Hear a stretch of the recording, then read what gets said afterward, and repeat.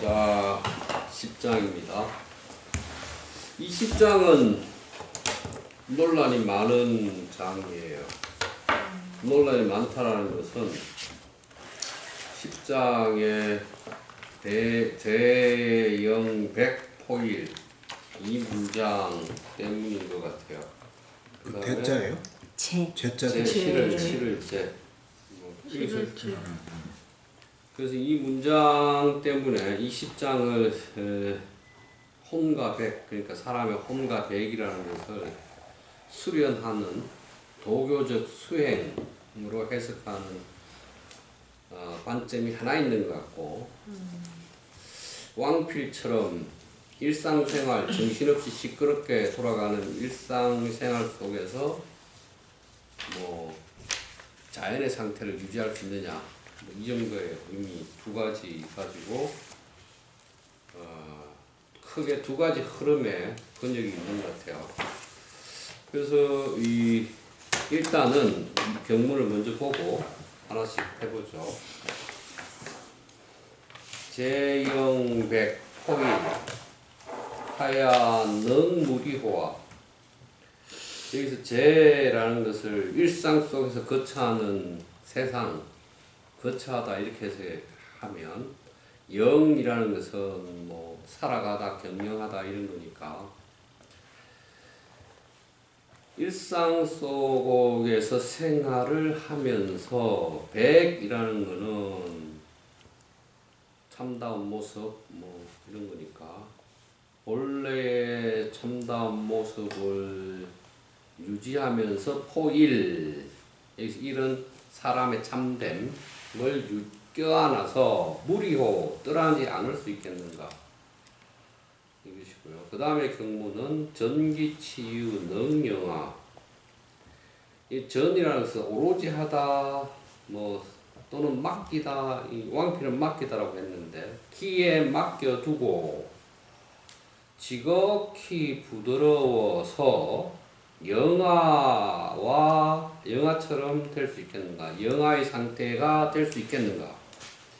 그 다음에 척제혈람 능무자호와, 이 척이라는 것은 세척하다 척자니까 씻다 뭐 이런 거니까 없고, 제라는 것도 이제 없애다 버리다 이런 거니까 모든 허물을 씻어서 혈람은 지극한 경지에 이르러서 무자호와, 티끌이 없을 수 있겠는가. 애국치민하야 능무지호와, 백성을 사랑하고 나라를 다스리되 지가 없이 할 수 있는가, 지혜가 없이 할 수 있는가.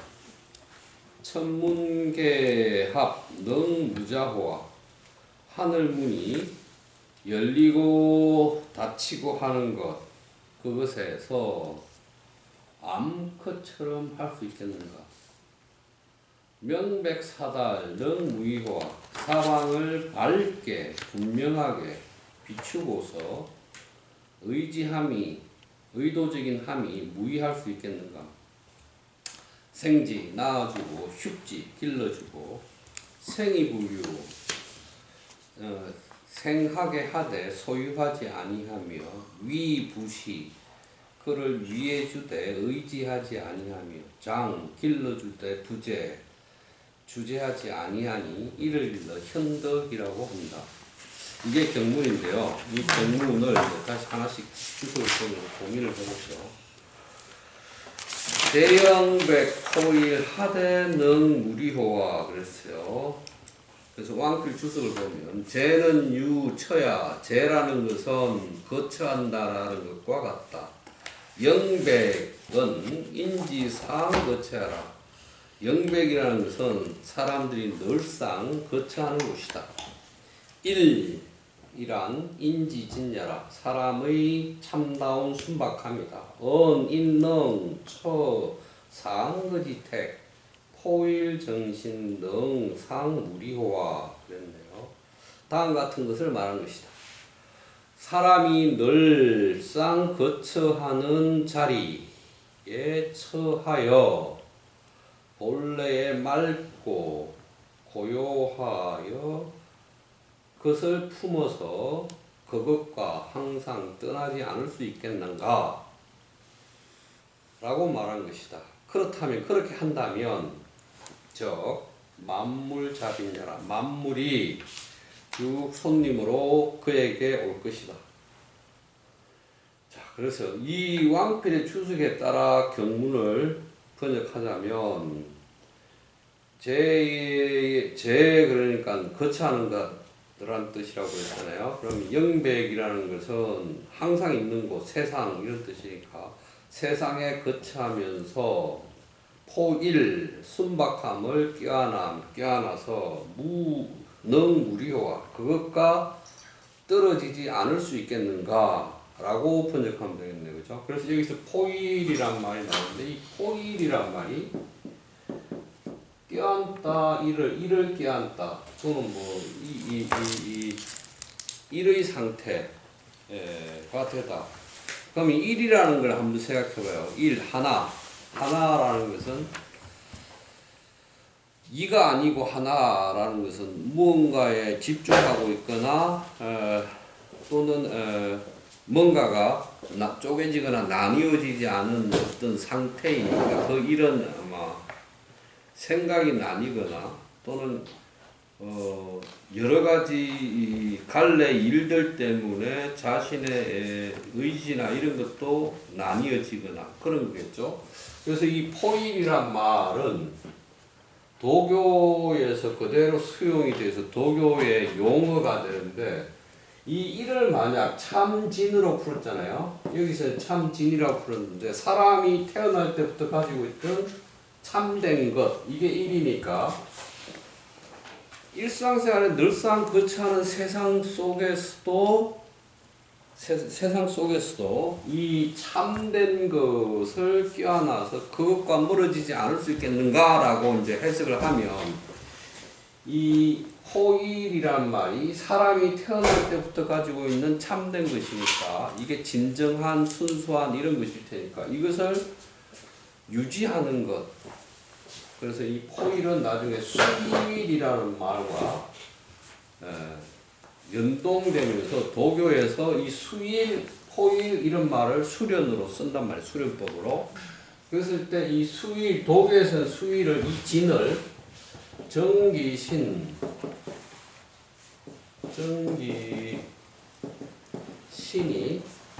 이 세 가지가 합쳐져서 하나로 된 상태를 일로 봐요. 그래서 이 일을 지키고 있는 것, 이 일을 유지하는 것을 포일, 진일 이렇게 말하는 거죠. 그러면 생각해봐요. 정이라는 것을 인간의 근원적 생명력인데 이 정은 남자의 정액 이런 것처럼 이 액체적인 에너지를 말하고 기라는 것은 이제 우리가 흔히 말하는 기의미고 이게 신이라는 것은 이제 우리가 정신을 써서 사용하는 에너지를 기라고 한단 말이에요. 이거를 갖다가 누구죠? 그 양반 조선시대에 사육신 그 시신 수습하고 했던 사람 매월당 김시섭. 네, 김시섭이라는 사람이 정을 어떻게 얘기하냐면 정은 눈이 대상을 바라볼 때 쓰는 에너지를 정이라고 해요. 그래서 눈을 감는 것은 이제 정을 사용하지 않고 아끼는 거죠. 이 기라는 것은 일상적인 그 외부의 감각 전체를 사용할 때, 그걸 파악할 때 기를 쓰는 거죠. 신을, 사고를 쓰는 거죠. 그래서 이게 우리의 감각기관하고 정신을 사용할 때 이것들을 소모한다라고 봤어요. 매월당은. 그래서 이거를 다 외부의 감각기관을 닫고 사고를 멈추는 것. 그래서 그것을 하나로 모으는 것을 수일이라고 얘기를 하는데 매월당 김시섭의 저 풀이가 상당히 좋은 풀이 같아요. 저 풀이가 좋은 것 같은데 이제 이게 뒤에 문장에 갓난아이가 나오는데 갓난아이와 연관시켜서 보면 갓난아이가 여기서 영하 뒤에 이 영하를 보고 얘기하죠. 전기 치유 능영화와 키에 맡기고 지극히 부드러워서 갓난아이처럼 될 수 있는가? 라고 물었잖아요. 그래서 여기서 영아라는 게 이제 엄마 젖을 먹고 있는 모양이 영아란 말이에요. 그러면 젖먹이를 영아라고 해요. 젖먹이를. 이게 엄마 젖이고 젖먹이가 영아인데 젖먹이 아이들이 눈이란 감각기관, 몸의 감각기관이라는 것이 이제 구성은 되어 있겠지만 의식하고 연결이 안 돼서 바라보거나 느끼거나 하는데 아이의 에너지나 이런 걸 전혀 안 쓰죠. 아이는. 그래서 이제 이게 감각기관과 의식이 형성돼서 서로 연결되면 바라보면서 이제 정이나 키나 이런 걸 쓸 텐데 그러지 않는 상태의 젖먹이란 말이죠. 그러면 이 일상생활에 살아가는 이 현대로 생각하면 찻소리, 먼 소리, 바쁜 이 일상 안에서 우리가 타고난 우리의 본질이라고 하는 진이라는 것을 깨어나가지고 그것과 우리가 떨어지지 않을 수 있겠는가 라고 하면서 그 다음 문장에 키에 오로지 맡기고 지극히 부드럽게 해서 갓난아이처럼 될 수 있겠는가 라고 질문을 하니까 이걸 갖다가 도교의 수양론, 도교에서 이제 불사를 추구하는 수양론으로 해석한단 말이죠. 그래서 이제 두 번째 이 문장에서 주석을, 왕필의 주석을 보면 전이란 전자, 임야, 치이자, 거기야. 전이란 맡긴다는 뜻이고 치라는 것은 지극히 한다는 뜻이다. 다음 같은 것을 말한 것이다. 임, 자연지기, 치지, 유지지화, 능약, 영하지, 무소욕, 호, 물전이 성덕의 그랬네요. 전이라는 것은 맡긴다는 뜻이고 치는 지극히 한다는 뜻이다. 저절로 흐르한 기에 맡겨서 지극히 부드럽고 조화름을 이루어서 마치 어린아이가 어떠한 욕심도 없는 것 같이 할 수 있겠는가? 그렇게 할 수 있다면 사물이 온전해져서 본성을, 사물 자체 본성을 얻게 될 것이다. 이렇게 얘기했단 말이죠. 그러면 이제 어린아이가 무소욕 바라는 게 없다라고 얘기했는데 어린아이가 바라는 것은 젖 달라는 것과 뭐 오줌 싸거나 똥 쌌을 때 치워달라는 거죠. 근데 여기서 이제 그거는 자연적인 생리적인 것일 테고 우리가 어른들이 보는 욕구라든지 욕망이라는 것은 아이한테는 없는 거죠. 근데 아이는 아주 부드러워요. 아주 부드러운 상태인데 그 상태의 부드러움을 유지하는 방법은 아이가 타고난 그의 키에 완전히 맡겨져 있기 때문에 인위적인 욕구나 욕망이 없기 때문에 그렇다라고 보는 거겠죠. 그런 상태에서 이제 젖먹이 아이처럼 될 수 있겠는가. 근데 이게 누구한테 하는 말이에요? 이 문장의 독자가 누구일 것 같아요?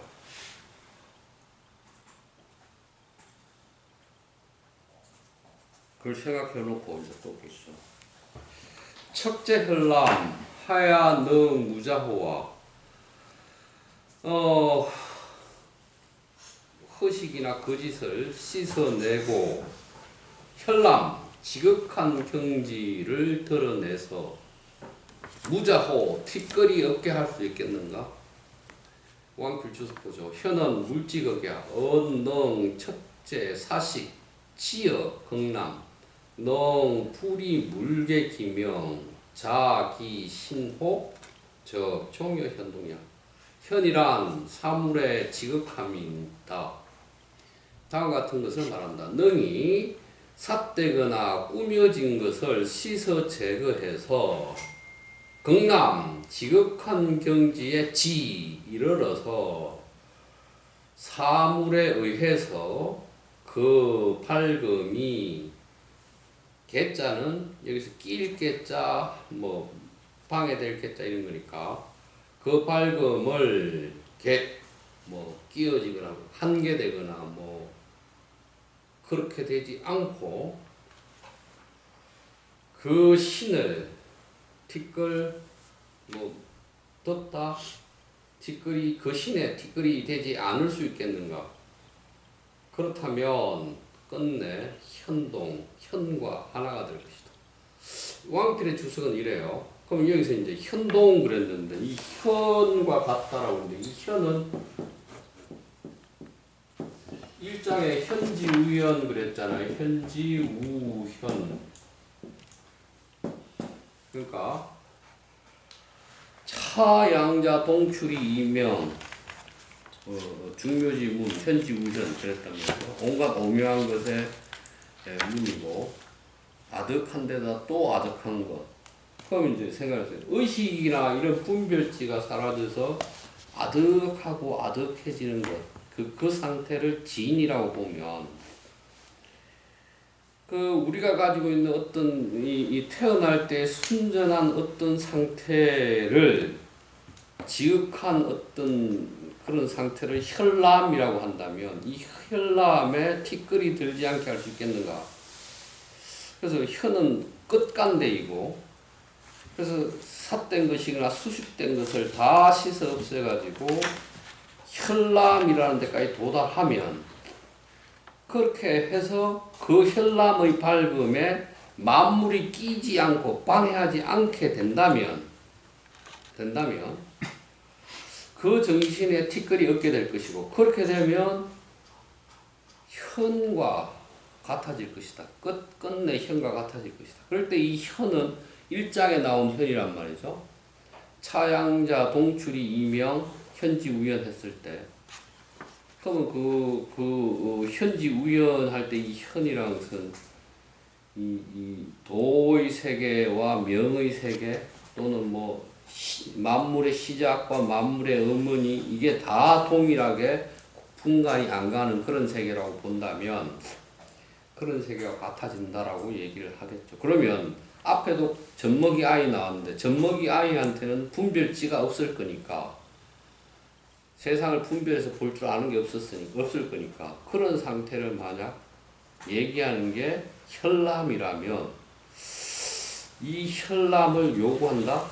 계속 요구하는 게 포의를 요구하고 치유를 요구하고 혈람을 요구해요. 그래놓고 이제 지금 독자가 누군지 이제 드러날 것 같죠. 애국치민의 너무지호 백성을 사랑하고 나라를 다스림에 지식지혜를 없이 할 수 있겠는가? 지식지혜 없이 할 수 있겠는가? 그러면 독자가 지금 애민치국하는 사람이잖아요. 애민치국하는 사람이면 왕이거나 뭐 이런 사람이겠죠. 왕한테 너 지혜나 지식이 없이 할 수 있겠는가? 자, 지금 앞에 얘기한 것은 포일한 상태, 치유한 상태, 혈람인 상태 이걸 쭉 얘기해놓고 이제는 요구하는 게 뭐하냐면 무지까지 요구해요. 무지. 그러면 이 얘기를 결합해보면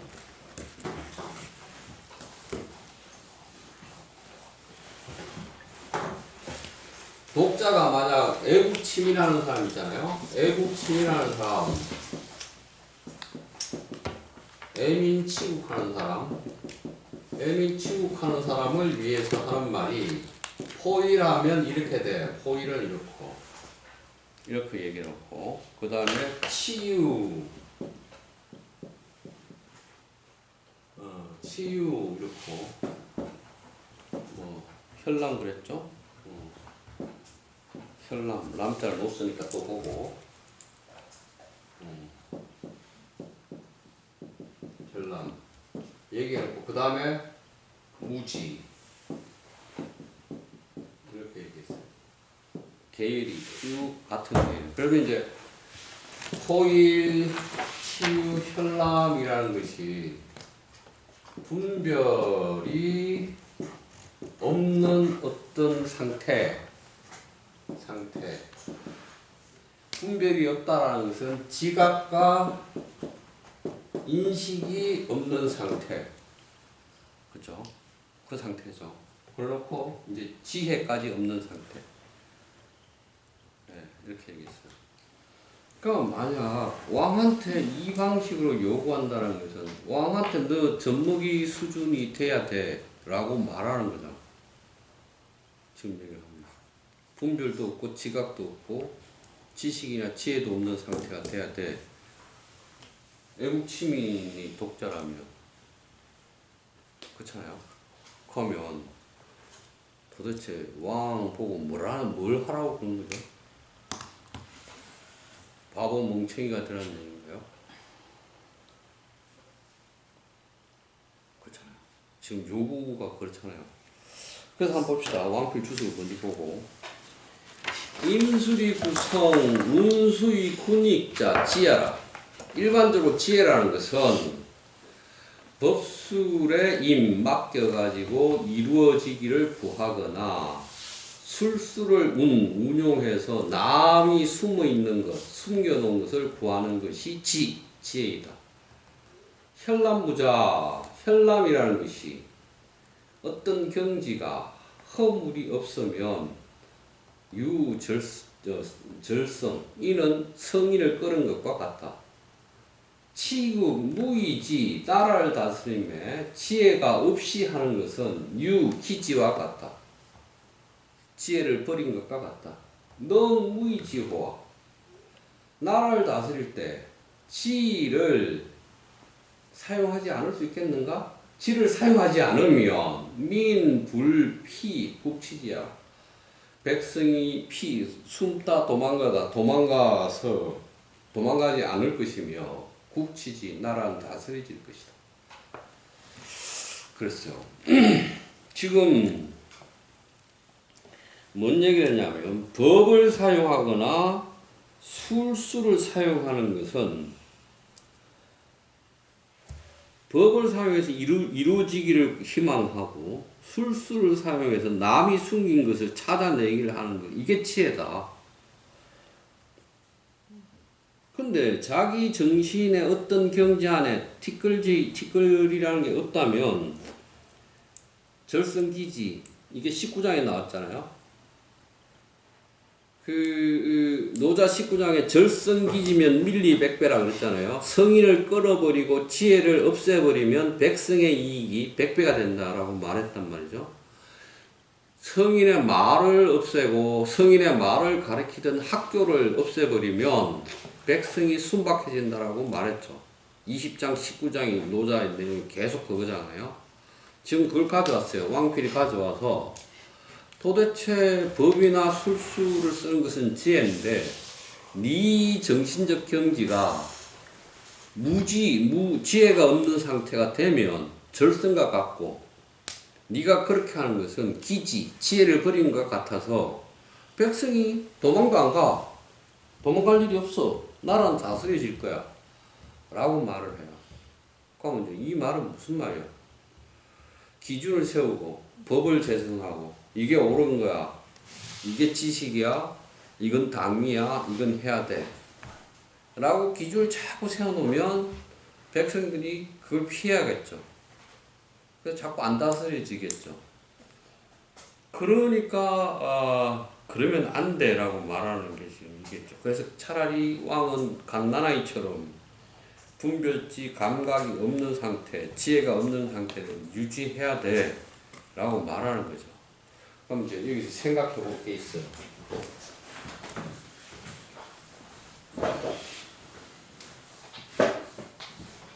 노자라는 사람이 존재했거나 노자가 시대가 어디인가 라고 고민을 하는 게 아직도 해결이 안 돼 있는데, 노자라는 사람이 실존한 인물이라면 인물인지도 궁금하죠. 저는 그게 실존 인물도 아니라고 생각하는데, 지금 이 왕필 주석에 따라서 노자를 거꾸로 또는 경문을 따라서 거꾸로 보면 노자라는 사람은 지금 법이나 술이나 이것을 사용하던 시대의 사람이라는 뜻이잖아요. 그러면 또 하나 들어보면 법술세라는 게 있죠. 법술사. 그러면 법이라는 것은 기본적으로 이 주나라 시대 때부터 법은 존재했어요. 주나라 시대 때 법은 존재했는데 주나라 시대 때 법이라는 거 예와 법이죠. 주나라 시대 때 예와 법이라는 것은 주공이라는 사람이 예와 법을 제정했다고 그러죠. 그래서 예라는 것은 불하 서인 법이라는 것은 불상사 이게 원칙이에요. 얘는 일반 사람들 밑으로는 적용되지 않아요. 무슨 말이냐면 공후백자남이라는 귀족 제후 명칭들하고 배부 사 여기에는 얘가 적용돼요. 밑에 서인 이하는 얘가 적용이 안 돼요.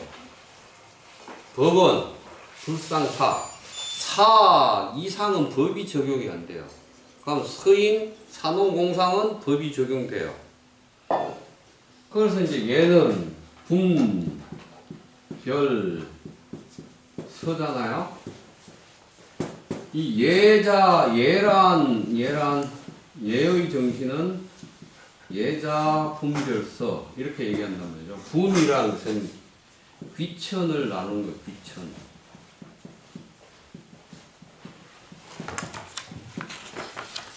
귀족, 천민. 별이라는 것은 친소예요. 친소. 친하니 안 친하니.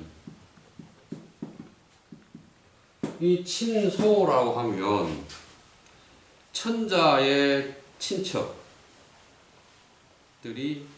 친친이겠죠. 소는 천자의 친척이 아닌 사람.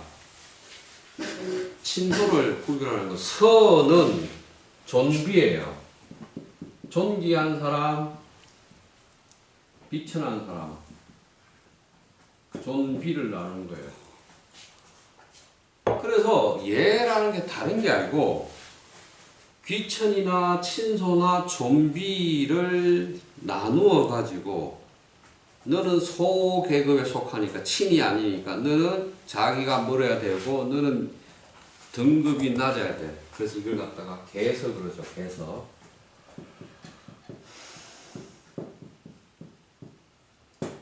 계급의 질서, 계급의 순서, 계급의 등급에 따라서 마땅히 행위해야 할 의례가 예예요. 그래서 예자 분별서라고 말하는 거예요. 근데 이제 법이라는 것은 사부터는 얘네들은 귀족들은 적용이 안 되니까 일반 서민들은 적용이 되죠. 그래서 이제 법은 그 정신이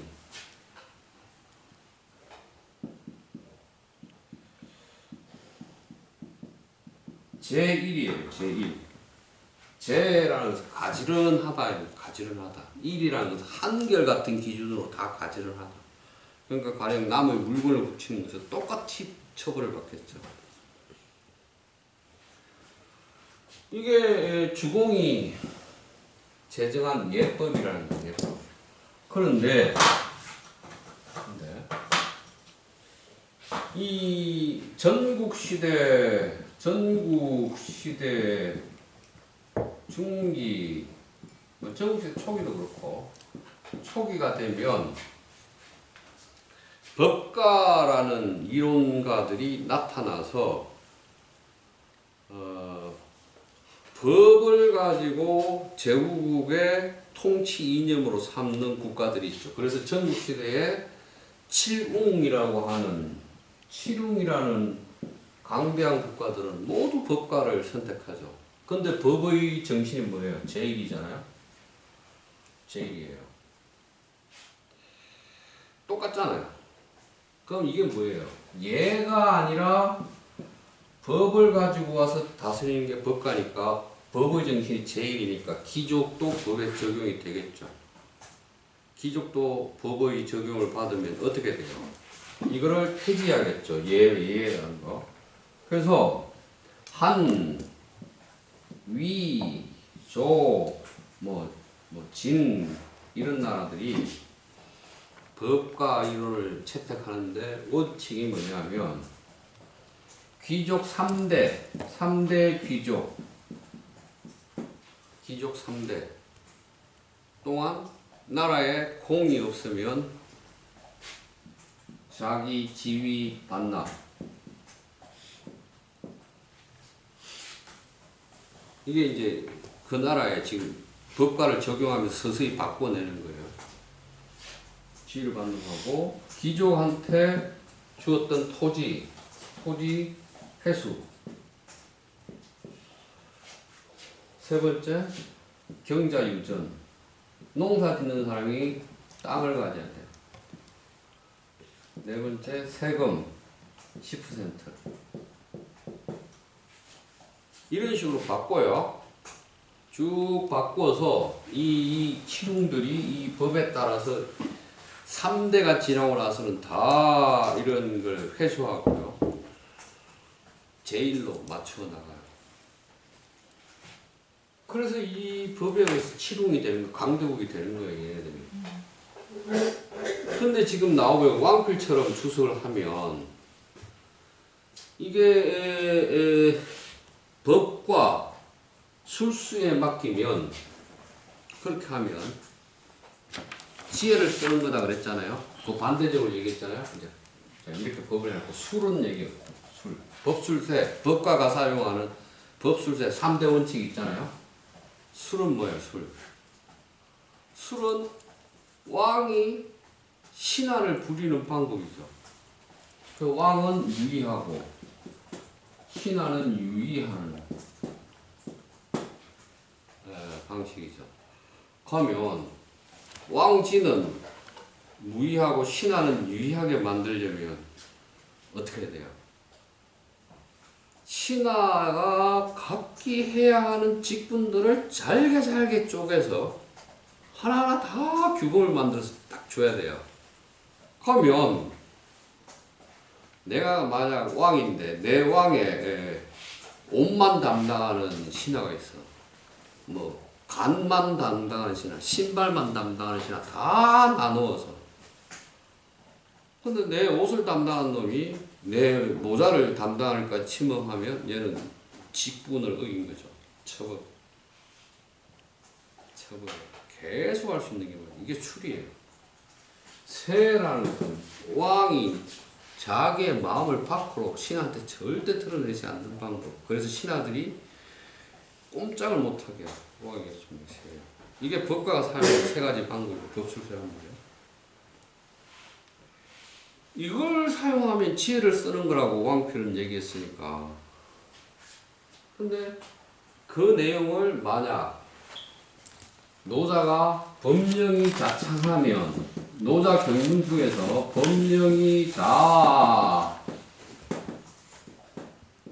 자창 이런 문장 나오죠? 법령이 자꾸만 풀어나가지고 막 많아지면 백성이 못 산다 이런 내용 정성호 선생님 기억나죠? 법령을 쓰고 있어. 경문안에 쓰고 있으면 노자라는 사람은 적어도 언제 전국시대 이후의 사람이 되죠.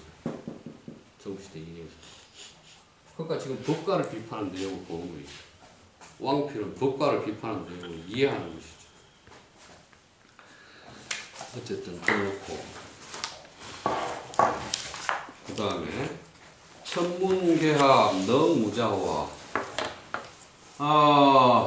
하늘의 문이 열리고 닫힐 때 암컷처럼 할 수 있겠는가? 여기서 왕필 주석 볼게요. 천문위 천하지 소유종이라. 천문이란 천하의 것들이 말미암아 따르는 곳이다. 개합이란 칠한지제 다스려지고 어지럽고 하는 교체기를 말한다. 혹계 혹합 한번 혹은 뭐 열리고 혹은 닫힌다.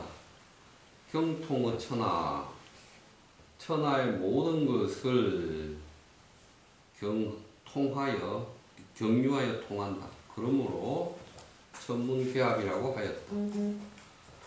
그 다음에 자응이 불창 인이 불이 언 천문계합 능 위자후와 암컷이 응하기는 하되 암컷은 응하기는 하되 먼저 창 부르지 않는다. 따라서 암컷은 불위 의도적으로 하지 않는다. 하늘이 열리고 닫힐 때 암컷처럼 할 수 있겠는가? 라고 말하였는데 그렇게 할 수 있다면 만물이 저절로 손님이 되고 거처함이 저절로 편하게 된다. 라고 얘기를 했어요. 그럼 이제 다시 여기서 왕필식으로 해석하면 천문이 개합, 천문이 열리고 닫히고 한다. 라는 것은 천하가 모두 다 다스려지고 혼란되고 한다. 라는 의미니까 천하가 다스려지고 혼란되고 할 때 암컷처럼 할 수 있겠는가? 암컷이라는 것은 앞서서 주도하거나 앞서서 무언가를 하는 게 아니라 그냥 따른다라고 추측을 해놨으니까 그렇게 쭉 따르면 손님이 돼서 만물이 올 것이고 그들의 거처가 편해질 것이다 라고 얘기를 한 것이죠. 그러면 생각해봐요. 제가 보기에는 이 노자 사유 안에서 모와 자웅 할 때 모와 자 여성의 사유가 계속 지속적으로 나오잖아요. 지속적으로 어머니에 대한 사유, 여성에 대한 사유가 중심이 되어서 나오는데 왜 이 혼란한 시기, 정시대라고 한다면 이 혼란한 시기에 왜 노자는 여성의 사유를 계속 얘기하는 걸까요? 여성은 기본적으로 어머니는 살리는 사람이잖아요. 생명을 살리는 사람. 그 오이코노믹스, 경제학이라는 게 이코노미라는 게 오이코노미스에서 온 말이잖아요. 살림살이 하다라는 뜻이잖아요. 살림살이. 생명을 살리거나 살림살이를 하거나 하는 것들의 주된 역할, 주체자들은 노자는 어머니 여성으로 본 거죠. 살리는 것, 살려내는 행위는 암컷처럼 해야만 살려낸다는 사유를 하고 있는 거예요, 지금. 그래서 노자를 여성주의 철학으로 해석하는 경향이 많죠. 당연히 그렇게 해석해야 된다고 나는 생각하고. 그러면 예나 법이나 화려함이나 밝음이나 권력이나 이런 것이 아니라 그것과 반대되는 사유를 계속 함으로써 말하고자 하는 것은 살려내는 것. 그 방법을 얘기하고자 해서 지금 이렇게 말을 하는 거라고 생각해요. 그 다음에 명백사달 너무위화 사방을 밝게 비추되 무의할 수 있겠는가?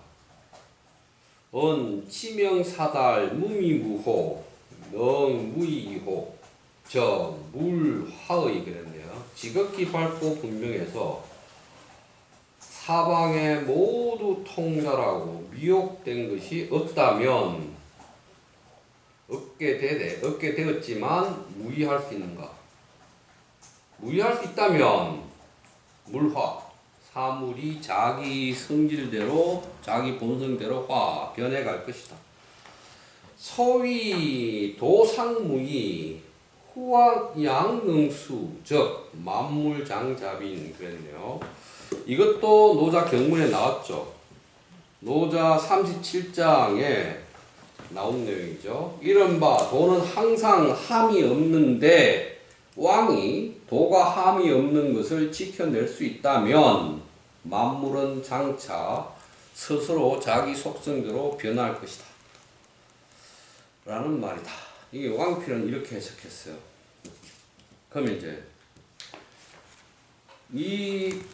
이 사람이 독자가 왕이라면 왕이 명백하게 다 알아. 다 아는데도 함이 없을 수 있겠는데 함이 없게 할 수 있느냐라고 질문을 하는 거죠. 그렇게 해놓으면 생지 낳아주고 휴지 길러주게 되며 생이분류 그들을 생겨나게 하되 분류 소유하지 아니하고 위 그들을 위해주되 그 길에 의지하지 아니하고 장 만물을 길러주되 부재 뭐 통제하지 아니하고 이를 일러 현덕이라고 한다. 이를 가물한 덕이라고 한다. 자, 그래서 독자가 만약 왕이라면 다 보고 있고 그러나 다 알지만 분별치, 분별감각, 지혜, 지식을 사용하지 아니하는 것이죠. 그래서 백성들을 살게 해주고 자라게 해주고 다 해주되 그걸 소유하거나 지배하거나 통제하지 않는다. 그걸 현덕이라고 한다. 가물한 덕이라고 한다. 이랬단 말이죠. 현람, 현덕. 자기가 현람을 가지고 있어야만 현덕이 나오겠죠. 그 현람은 뭐였어? 분별이 없는 거, 분별 감각이 없는 거, 인지가 없는 거였잖아요. 그래서 자기가 인지, 분별지를 가지지 않고 그걸 가지고 있지만 그걸 사용하지 않을 때 현람의 상태에 유지될 때 현덕이 나오겠죠. 그래서 이게 이렇게 할 수 있겠는가? 이걸 어떻게 봐야 돼? 왕을 겉모술수로 봐야 돼? 아니면 정말 경지가 높은 어떤 사람으로 봐야 돼요? 질문이 이제 그렇게 생성될 수 있겠죠. 경지가 높은 사람이겠죠. 경지가 높은 사람? 다른 생각이 있는 사람 있어요? 다른 생각을 가진 분? 경지가 높은 사람? 그럼 이 사람은 술수를 쓰는 건가? 아니, 그러니까 경지가 높다는 게 네. 술수를 안 써도 되는 경지죠. 술수를 안 써도 되는 경지. 네. 기다림인가? 그러면 그들의 자발성을 기다릴 줄 아는 사람? 기다림하고도 조금 다를 수도 있을 것 같아요. 그럼 백성들의 자발성이 자유롭게 발휘되도록 조건을 만들어줄 수 있는 사람? 백성들이 몰라? 그렇죠. 느끼지 못하게. 느끼지 못하게. 네. 그냥 이렇게 대화를 해도 상대방이 불편하지 않고 상대방이 할 수 있는 걸 다 할 수 있게 내가 뭔가를 해주는 거죠. 그게 뭐 아무튼 그냥 되는 거죠. 되어 있으니까. 그냥 되게. 네. 자기가 현람의 상태이기 때문에 저절로 그냥 나오는 현덕이 그냥 발휘되는. 그렇죠. 도대체 그게 어떤 경지라?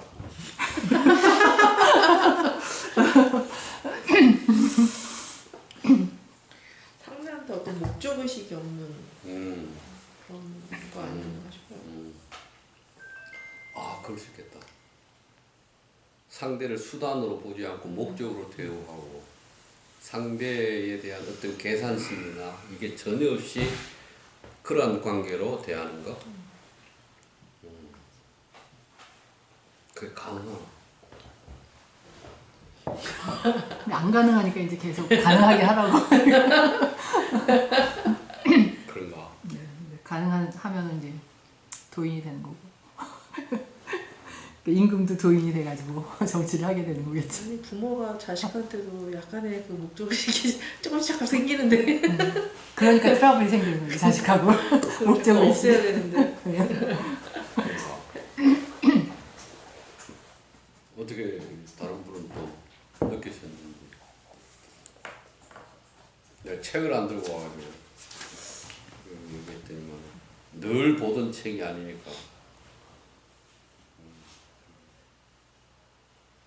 우리 영화배우 최민식 선생님. 진짜 영화 배우 생겼어요. 잘생겼어요. 미남 멋있는데. 뚱뚱한 최민식은 아니고.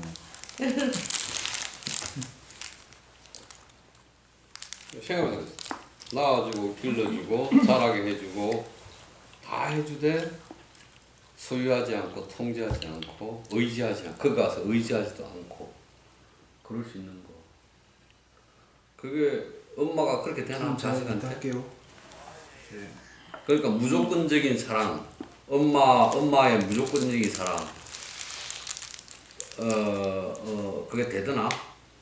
낳아주고, 길러주고, 자라게 해주고, 뭐, 다 해주대? 무조건적이더나? 나는 아빠라도 잘 모르겠고, 엄마들한테.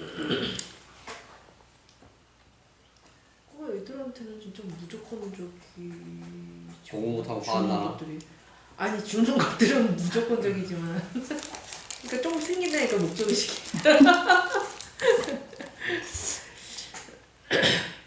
그런가요?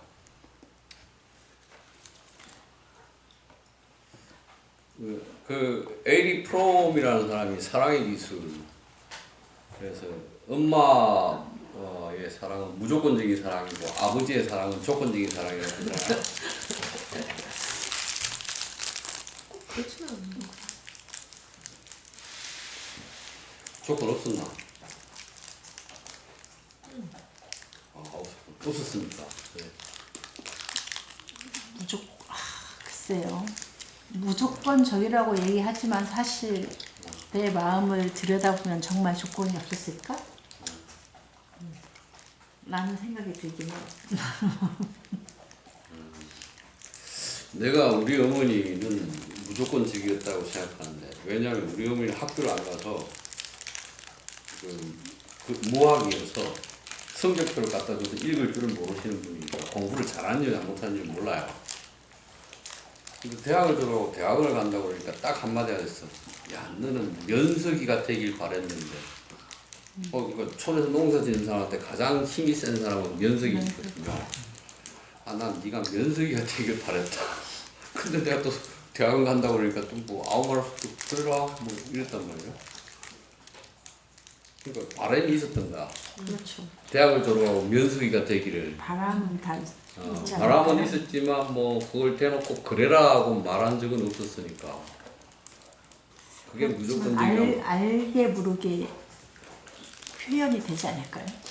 그런데 뭐 고등학교도 뭐 기숙사 살았고 뭐. 그렇지. 아니 그러니까 우리가 일상에서 저도 뭐 기대가 없다고 얘기는 하지만 네가 하고 싶은 대로 해라 했지만 과연 그래서 지금 내가 정해놓은 테두리 안에서 살았으니까 그냥 그렇다고 하지. 얘가 여기서 뭐 뛰쳐나갔거나 이러면 어쨌든 지금 이 10장의 핵심 내용은 너 분별지나 분별 감각이 생기지 않게 포위하고 있어. 치유하고 있어. 혈남의 상태를 유지해. 갓난아이처럼 돼. 계속 그래야 돼. 그래 놓고 나면 치라는 이 상황 안에서도 엄마처럼 해야 돼. 그래 놓고 나면 너는 태어나게 하고 길러주고 자라게 해주고 하되 소유하거나 의지하거나 지배하지 말아야 돼. 이 말을 하는 걸 보면 엄마가 자식을 키울 때 분별지나 분별 감각을 가져서 이게 더 좋은 거니까 너 이거 해 뭐 이런 것 없이 난 너를 사랑해 진심으로 사랑해라는 게 혈남이라고 그런다면 그런 마음가짐을 가지고 그 아이에게 무조건적인 사랑을 해주는 것, 그게 드러난 방식으로 나온 것, 이게 현덕이라면 진짜 모성애가 이렇게 발휘된다면 에리 프롬은 왜곡된 모성애가 나오면 그 자식은 마마보이처럼 신경질환, 불안 증세를 앓는다고 그러죠. 사랑의 기술에서. 근데 완벽한 모성애를 발휘하면 그 아이는 자기애가 충만해서 굉장히 건강하고 타인을 잘 사랑하는 존재자로 성장한다고 그러죠. 그래서 사실은 지금 이 10장을 완벽하게 무조건적인 모성애의 관점으로 읽어내면 만약 왕이 완벽한 모성의 상태를 가지고 모성애로서의 정치를 해낸다면, 그런 관점으로 해석할 수 있다면, 그 엄마였던 여러분, 지금도 엄마이신 여러분의 무조건적인 사랑이 무엇이었는지가 도대체 남성으로서는 이해할 수 없으니까 물어보는 거예요.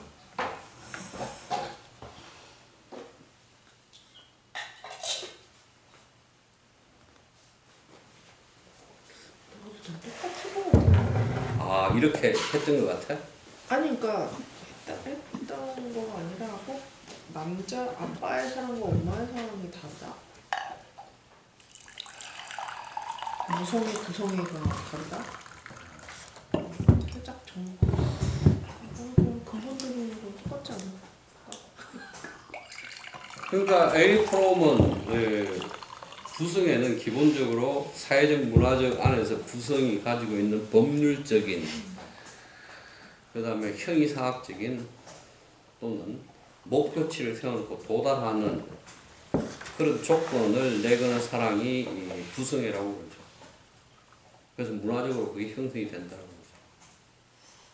요즘엔 엄마들이 더 그런 것 같아요. 아, 요즘은 이제 좀 그런 것 같죠. 요즘은 좀 그런 것 같죠. 네, 요즘에는 엄마가 더 그런 것 같고. 그럼 에릭 프롬이 얘기하는 거는 제가 보기에는 노자적인 어떤 그런 사고 없이 일반적인 사고에서 그렇지, 나오는 일반적인 거지. 얘기. 그러니까. 근데 솔직히 이게 정치에서도 이게 진짜 이게 좋은 걸까요? 진짜 절대 할수 하여튼 대통령이나 왕이 이렇게 어린아이와 같은 상태가 과연 좋은 걸까요? 그래서 사실은 이제 그런 관점으로 보면 노자가 생각하는 공동체는 아주 작은 공동체여야만 가능하다. 그러니까. 마을 공동체 정도 수준으로 말하는 사람들이 많죠. 그래서 이게 시대가 변해가지고. 시대가 바뀌었어. 근데 꼭 그렇게 안 해도 정말 그러니까 이를테면 지금 뭐 윤석열 대통령이 이 정도의 그런 능력이 있는 사람이라면 가능할 수도 있지 않을까요? 꼭 그거 아니어도 예, 소규모가 아니어도 그러니까 이를테면 이재명을 대할 때나 뭐 또 다른 뭐 누구를 대할 때나 이 사람이 거침이 없어요. 그냥 그 사람한테 맞춰서 다 할 수 있다면 가능하다는 얘기겠죠. 그 자신의 기준이 아니라 그렇죠. 상대방의 기준을 최고의 기준으로 삼을 줄 안다면 그렇죠. 그렇게 가능할 되는 수 거죠. 있다? 네네. 그러니까 꼭 노자의 사유네. 네. 노자적 사유는 그걸 얘기하는 것 같아요. 그러니까 이 사람이 왕을 얘기하고 뭘 얘기하잖아요. 그러니까 꼭 소규모 공동체를 얘기한다기보다 좋은 아이디어입니다. 네, 전 백성심을 자기 심으로 한다. 그렇죠. 라는 경륜이 나왔으니까 네, 네. 왕이 백성의 마음을 자기 마음으로 삼는다면 그렇죠. 아니 근데 여기에서 그러니까 10장에서 얘기하는 건 분별도 없어야 되고 어린아이와 같은 상태여야 된다. 그러니까 그것이 꼭 뭐 분별 무식하라는 뜻은 아니라는 건 알겠는데 자기의 정말 저희가 없어야 될 것 같아요. 자기의 이익이나 뭐 그런 게 없는 상태 정도로 해야 될 것 같은데 뭐 따지고 뭐 이렇게 하지 말라는 것 같은데 과연 현대 사회에서 그런 지도자를 정말 우리가 원하나? 뭐 이런 생각이 좀 들긴 해요. 이런 사람을 원하나? 엄청 답답해할 것 같아요. 네. 그런 사람이라면. 나는 좀 분별 있는 사람이 그러니까 있으면 분별력도 좋겠어. 없고 판단력도 없고 그냥 생각도 없고 막 이렇게 얘기할 것 같아. 처음에는 잘 대할 때. 모르지 그게 이제 어떤 영향이 아마 올지 마르크스가 그 공상주의 그러니까 그 아나키즘을 보고 쟤네들이 생각하는 거는 머릿속에만 있는 거야. 그래서 이제 막시즘을 얘기했을 때 우리는 과학적이고 쟤네들은 헛생각하는 놈이야. 그래서 자기의 이론은 과학이라고 말하잖아요. 그 다음에 이제 뭐 공상주의자들 그들의 논리는 공상. MT. 아나키즘을 공상이라고 해요. 공상. 이게 공상일까? 이러한 사회가 공상일까? 모르겠어요.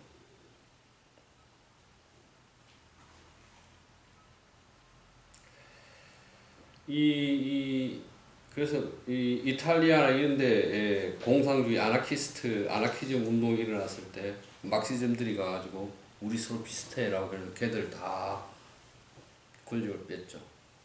막시스트들. 다른 유럽에서도 마찬가지고. 그래서 막스는 자기의 이론을 과학이라고 했어요. 과학, 사이언스라고 했는데 이런 사유를 공상이라고 했죠. 모르겠어요. 이게 뭐 가능할지 어떨지는 모르지만 이 사유를 소국감인과 결합해서 실천하려고 한 사람은 있죠.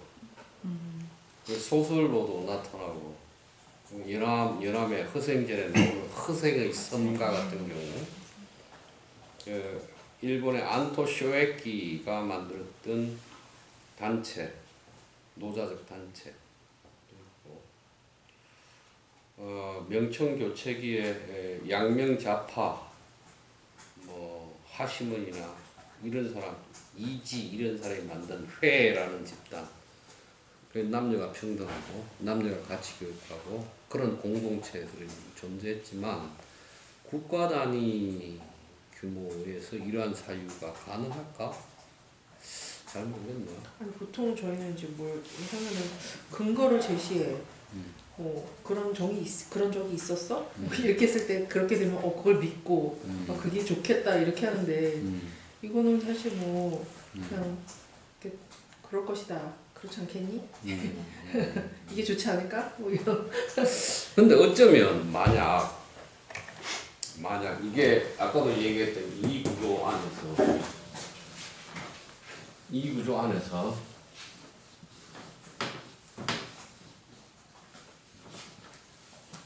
이 전국 칠홍들이 법가를 다 사용할 때는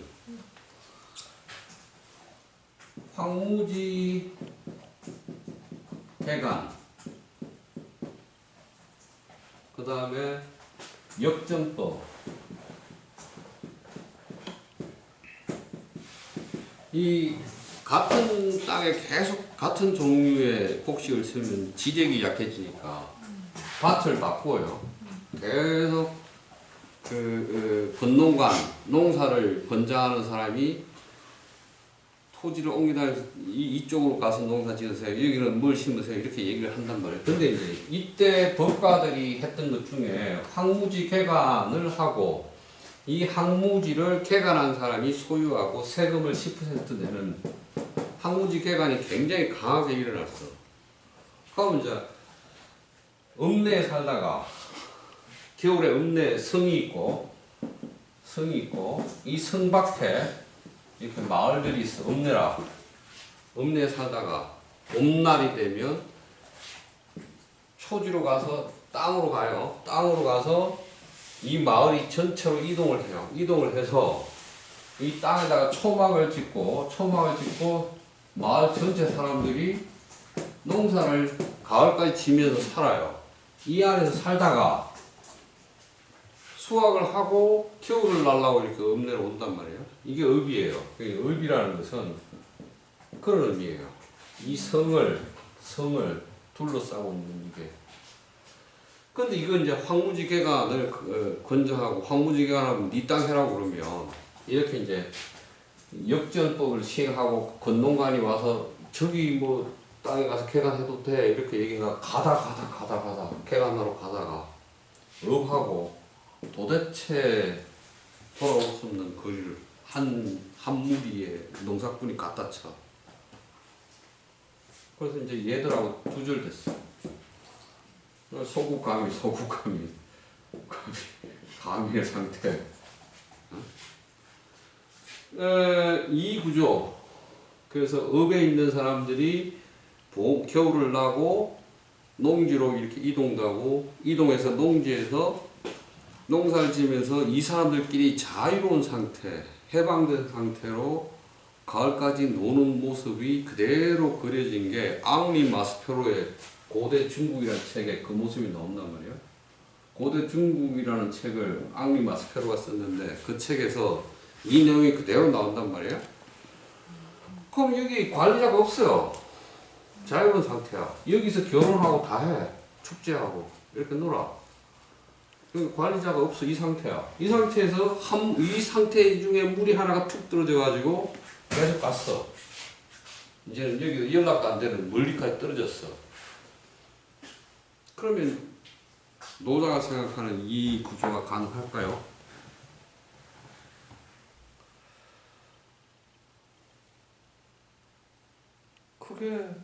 저건 소설이 아니라 실제로 있었던 그거. 앙리 마스페로의 중국 고대라는 책에 이게 나와요. 그대로 소설로 하면 연암의 소설이 될 수도 있겠죠. 이 사유인 것 같아요. 소국감이나 이 사유. 굳이 뭐 왕 안 해도 되고 그냥 자체 안에서 이게 가능한 규모. 그렇지 않을 거라는 생각해요. 이것도 상상이고 추측일 뿐인데 아마 이런 경험들이 이 책으로 묶어지지 않았을까?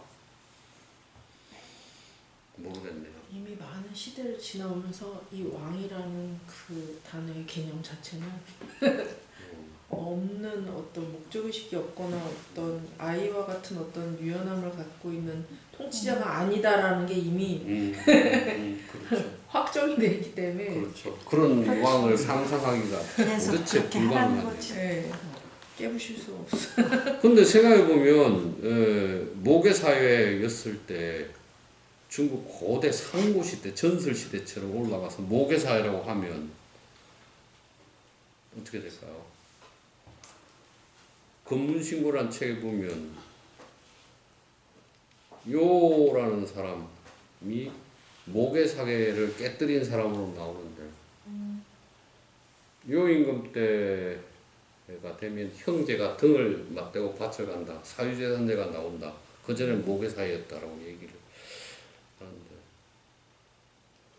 중국 가면 묘족이나 모계 사회 집단 마을 여전히 있잖아요. 그런 소규모 상간에 사는 소규모 공동체는 어쩌면 노자적일 수도 있겠죠. 모르겠네요. 생각 없으신가 질문? 저는 이번이 처음이니까 전체 내용 하나도 몰라서 그러는데, 그러니까 이게 뭐 왕이니까 어쨌거나 모든 걸 다 없애고 뭐 이런 식으로 아이 같아야 되고 이렇다고 얘기를 하는 게, 그러니까 뭐 일종의, 그러니까 아까 말씀해 주신 것처럼 법가, 현재 시대가 법가로 가고 있고 그대로 가고 있는 거에 대한 거의 그 반론으로서의 글이라고 치면, 그러니까 뭐 정반합을 얘기할 때 정 있고 노자가 제기하는 것들이 반인의 입장이고, 뭐 학으로까지 나아가는 뭐 절대 이상향에 대해서는 없지만 어쨌거나 현재의 문제들이 보이니까 그거에 대한 반대를 얘기하고 있는 거지. 뭐 대안까지 뭐 거기까지지 않았을까. 뭐 반대적 사유의 반론. 예. 그렇게는 충분히 나도 그 정도까지. 동의될 수 있어. 어쨌든 시인께서 잘 뭔 소리 하는 있어요. 너무 생각이 많으셔서.